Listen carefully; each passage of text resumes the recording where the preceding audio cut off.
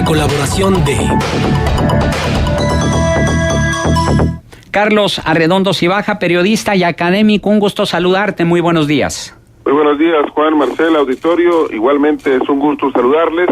Y sí, como lo comentas, el martes pasado nos desayunamos con la noticia de que un juzgado penal de la Ciudad de México emitió una sentencia condenatoria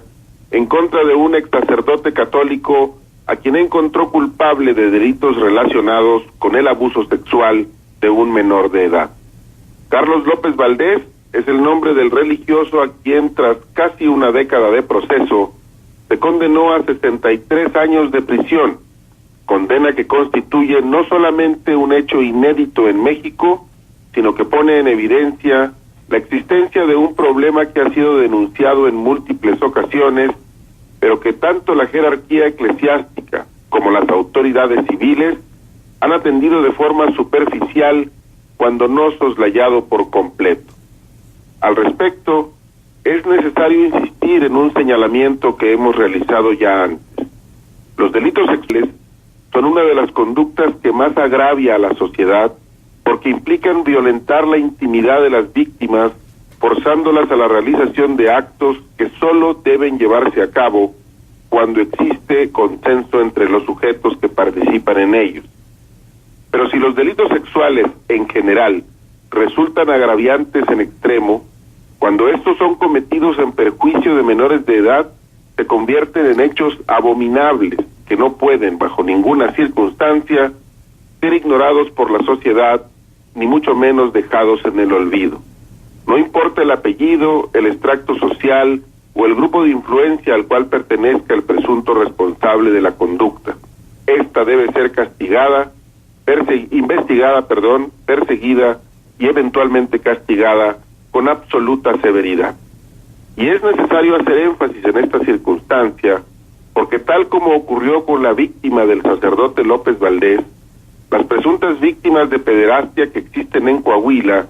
han atravesado por un auténtico calvario en el proceso de siquiera ser escuchadas por las autoridades de la Curia Romana, además de por las autoridades civiles.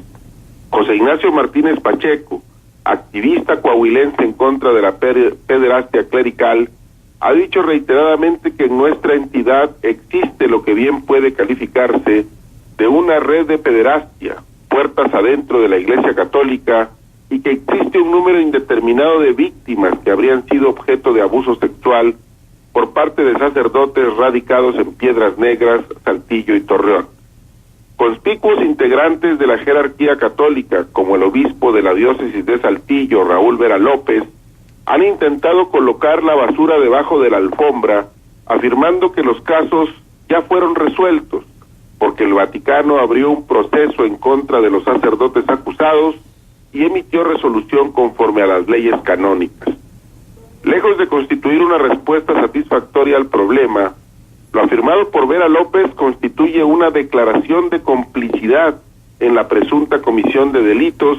pues confirma que la jerarquía eclesiástica no solamente conoce del fenómeno, sino que tiene identificados a los presuntos responsables de los delitos y eventualmente incluso ha documentado en detalle sus conductas a través de sus propios procedimientos. Sin embargo, lejos de actuar en contra de los presuntos delincuentes que alberga en su seno, la Curia Romana ha decidido protegerles al no entregar a las autoridades civiles, como corresponde, los expedientes de los casos que conoce, a fin de que estos puedan ser juzgados en los tribunales ordinarios. El activista Martínez Pacheco ha dicho, tras una visita que realizó en la semana a la Nunciatura Apostólica en la Ciudad de México, que la jerarquía eclesiástica mexicana ofreció tolerancia cero en contra de los presuntos sacerdotes pederastas. Cabría esperar que tal ofrecimiento se tradujera en acciones concretas en el plazo más breve posible. Hasta aquí el comentario. Pues sí, y bueno, habrá que ver qué es lo que sucede porque ya de hecho el propio Fray Raúl Vera prologó el libro de San Juana Martínez, que habla precisamente de los abusos de este sacerdote y de otros sacerdotes también y cardenales, y en el que dice que pues después de este sacerdote siguen los cómplices. La demanda interpuesta el 17 de agosto de 2007 contra el sacerdote Carlos López Valdés o quienes resulten responsables, en particular los protectores del presbítero que ofrecía misa en la parroquia de San Agustín de las Cuevas en la delegación Tlalpan en la Ciudad de México. A la histórica sentencia se añade que por primera vez el sacerdote agresor y sus protectores, en este caso el cardenal Norberto Rivera y la Arquidiócesis de México, fueron demandados para que paguen la reparación del daño, que deberá ser cualificada próximamente. Por primera vez también la justicia exige la apertura del archivo secreto del Tribunal Eclesiástico en poder de la Arquidiócesis Primada de México, que en su momento el cardenal Norberto Rivera prefirió no entregar ni colaborar en este caso, a pesar de habérselo prometido a la víctima. El juicio incluye el proceso contra los encubridores, el sacerdote pederasta, el cardenal Norberto Rivera y los obispos Jonás Guerrero y Marcelino Hernández. ¿Tú crees, Carlos, que será posible llegar hasta Norberto Rivera, no obstante todos los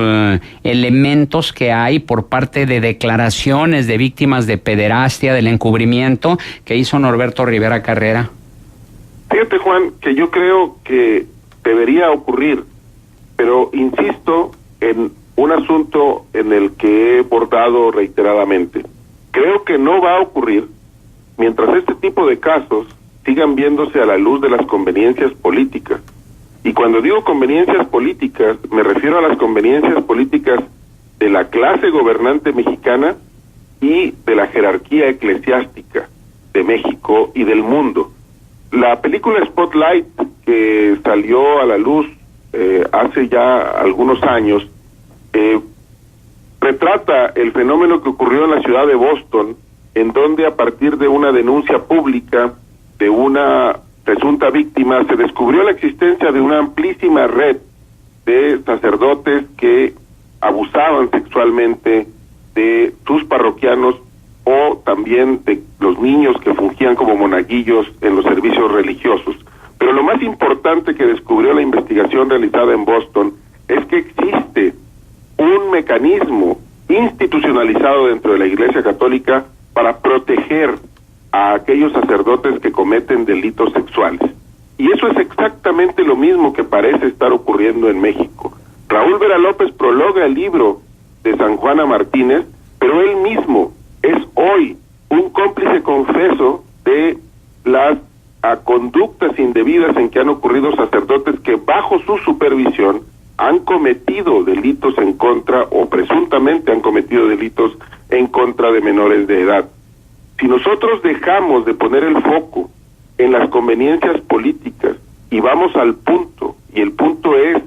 que los delitos sexuales cometidos en contra de menores de edad son conductas absolutamente abominables y que todos los miembros de la sociedad debemos sentirnos ofendidos por la existencia de tales hechos, me parece que esa es la ruta que debe llevar a que finalmente sea Norberto Rivera, sea Raúl Vera López o sea quien sea, dentro de la estructura de la Iglesia e incluso dentro de la estructura del gobierno, sean castigados por proteger, porque el problema de la pederastia eclesial es, igual que el de la corrupción gubernamental, el de la impunidad.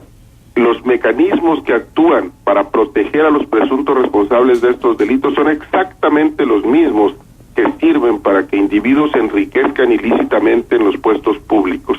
Se descubre la conducta, pero como no es políticamente conveniente que ésta se ventile en público, entonces se encubre y a las víctimas no solamente se les deja en el olvido, sino que cuando tienen el valor de salir a denunciar públicamente lo que les ocurrió, se les ignora, no se les escucha, se les soslaya y con eso se les revictimiza. Pues sería cuestión de polémica si es exactamente igual este caso de corrupción eclesiástica con el caso de corrupción política, porque, bueno, pues aquí hay un agravante aún mayor hacia los sacerdotes pederastas, porque pues ellos se supone que son quienes representan a Dios en la tierra y deberían ser ejemplo de moralidad y de ética, ¿no lo crees? Por supuesto que es muy reprobable el hecho de que se aprovechen de su posición de guías morales y desde esa perspectiva, de acuerdo con los testimonios que hemos conocido, manipulen a los feligreses, a los niños o adultos incluso, para saciar sus instintos. Pero yo insistiría un poco en que, digamos, taxonómicamente la mecánica es la misma, porque lo que frente a lo que estamos es ante individuos que cometen actos que van en contra de las reglas que supuestamente se comprometieron a respetar, y que luego quienes pueden castigarles por conveniencia política deciden no hacerlo y se convierten en sus cómplices. Por supuesto que el componente moral es sumamente relevante. Solemos decir en México que hay 3 actividades a las cuales se les debe hacer un reproche especial cuando fallan en su función, y esas son la actividad religiosa, la actividad médica y la actividad jurídica. Porque la gente, cuando acude a un abogado, cuando acude a un médico, cuando acude a un sacerdote, deposita toda su confianza y sus expectativas en las personas que representan estas profesiones. Uh-huh. Carlos, tú decías hace un momento la jerarquía de la Iglesia, las instituciones del gobierno que luego protegen, pero yo creo que también la sociedad, ¿no? Porque dentro de la sociedad también hay luego mucha gente que por no querer, ¿cómo te diré?, desgastar la imagen de los sacerdotes, de los ministros, de los pastores o de cualquiera que tenga una relevancia dentro de una organización religiosa, pues prefieren quedarse callados, porque muchas de las veces también la comunidad católica o la comunidad de los cultos religiosos se da cuenta y prefiere hacer como que no pasa nada. Sí, esa es una explicación de las algunas otras que hay. Me parece que también tenemos que tener en cuenta que cuando una persona sufre un ataque de esta magnitud,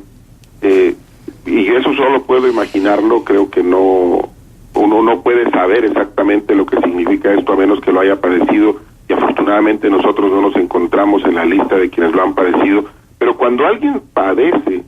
un ataque de esta magnitud que tiene que ver con su más reservada intimidad, creo que es sumamente complicado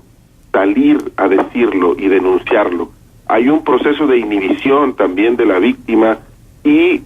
parece ser también que existe en los padres, cuando se trata de menores de edad, una idea de que lo protegen mejor a su hijo, alejándolo de la influencia de la Iglesia y manteniendo eso en la reserva, porque se parte de la idea de que exponerlo públicamente solo somete a más castigos a la víctima. No estoy diciendo que esta es la explicación para todos los casos, pero creo que esto también es parte de la explicación de por qué se denuncia. Solo que aquí, en el estado de Coahuila, en el caso específico de Coahuila, creo que tenemos un componente diferente. José Ignacio Martínez Pacheco, ex seminarista, quien asegura haber sido víctima de abuso sexual por parte de sacerdotes y quien está encabezando esta lucha de denuncia, ha encontrado el valor para denunciarlo, pero ha sido sistemáticamente ignorado por la jerarquía eclesiástica de Coahuila. Hoy parece ser que la Nunciatura Apostólica en México tiene la intención de escucharle y de actuar, pero creo que el problema se agrava todavía más cuando, como en este caso, hay denuncias específicas y personas concretas que están haciendo los señalamientos, y a pesar de eso se niega la autoridad, tanto en el lado de la autoridad civil como en la autoridad eclesiástica, que quiera escuchar. Uh-huh. Muy bien, Carlos, ¿algún punto de contacto? Me pueden encontrar en Twitter como Cibaja3 y en Facebook como Carlos Alberto Arredondo. Gracias, Carlos Arredondo, Cibaja, periodista y académico.